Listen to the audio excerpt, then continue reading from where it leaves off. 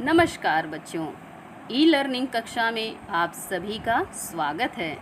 मैं आपकी हिंदी अध्यापिका उपासना। आशा करती हूँ कि आप सभी अपने घर पर सुरक्षित होंगे। आज हम सभी हिंदी व्याकरण के पाठ 3 वर्ण विच्छेद के विषय में पढ़ेंगे। बच्चों, आप सभी ने अपनी पिछली कक्षा में वर्ण तथा अक्षर के विषय में पढ़ा है। मौखिक भाषा का आधार अक्षर है तो लिखित भाषा का आधार वर्ण। किसी ध्वनि का लिखित रूप वर्ण है तो ध्वनि उस वर्ण का उच्चरित रूप। वर्ण भाषा की सबसे छोटी इकाई है जिसके टुकड़े या खंड नहीं किए जा सकते। आइए उदाहरण के माध्यम से समझते हैं। कमल। यहाँ कमल शब्द को बोलने के लिए हमने क हलंत धन अ, धन म हलंत धन अ, धन ल हलंत धन अ ध्वनियों का प्रयोग किया है।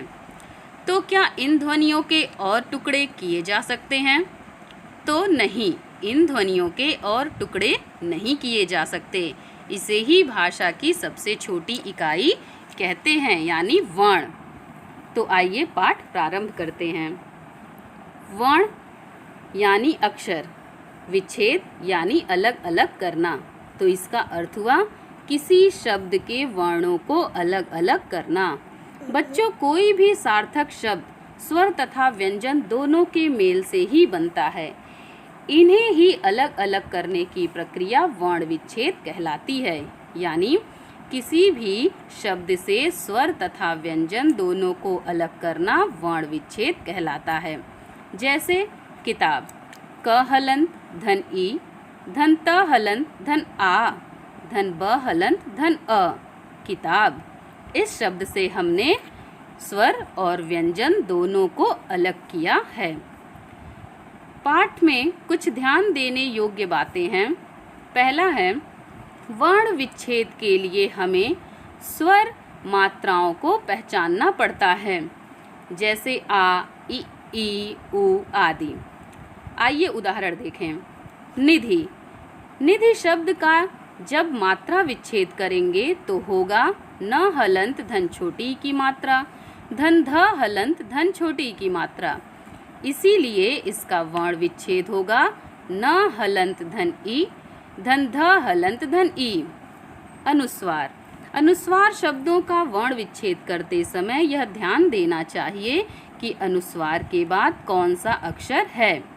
जैसे पंकज, प हलंत धन अंग हलंत धन क हलंत धन अ, धन ज हलंत धन अ। यहाँ अंग के बाद क वर्ण है तो क वर्ग के 5वें अक्षर में अनुस्वार बदल जाएगा। अनुनासिक। बच्चों, अनुनासिक शब्दों का वर्ण विच्छेद करते समय चंद्र बिंदु का प्रयोग करते हैं। जैसे सांप, स हलंत धन आ चंद्र बिंदु, धन प हलंत धन अ, सांप। कुछ और नियम देखते हैं। यदि र पूरे रूप में होता है तो विच्छेद होगा। जैसे राजा, र हलंत धन आ, धन ज हलंत धन आ, राजा।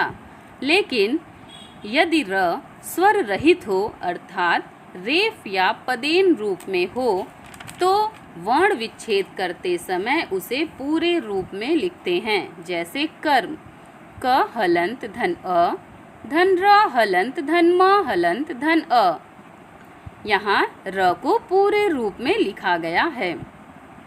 एक और बात ध्यान देने योग्य है कि यदि र में उ और ऊ की मात्राएं बीच में लगाई जाती हैं, जैसे रुपए, इसी तरह री की मात्रा ह और श वर्णों के बीच में लगती है, जैसे श्रृंगार। बच्चों, यह दोनों भी महत्वपूर्ण चीजें हैं, इसे भी ध्यान देना चाहिए। आइए संयुक्ताक्षर वर्ण देखते हैं। संयुक्ताक्षर वर्णों का वर्ण विच्छेद। संयुक्ताक्षर वर्ण हैं छ, त्र, ज्ञ, श्र। श, क हलंत धन श जैसे कक्षा, क्षमा। त्र, त हलंत धन र जैसे नेत्र, त्रिशूल। ज्ञ, ज हलंत धन इय जैसे ज्ञानी, अज्ञात। श्र, श हलंत धन र जैसे श्रीमान, परिश्रम आदि। तो बच्चों, इस पाठ से हमने क्या क्या चीज़ें सीखी, आइए एक बार देखते हैं। लिखित भाषा में शब्दों की रचना वर्णों से होती है। शब्दों के वर्णों को अलग अलग करके दिखाना ही वर्ण विच्छेद कहलाता है।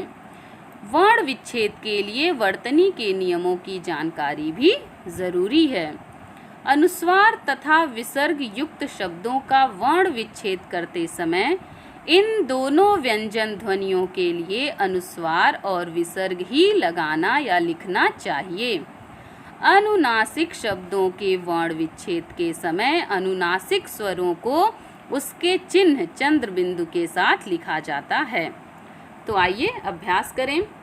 इस पाठ से वर्ण विच्छेद की परिभाषा उदाहरण सहित लिखिए। दिए गए शब्दों के वर्ण विच्छेद कीजिए।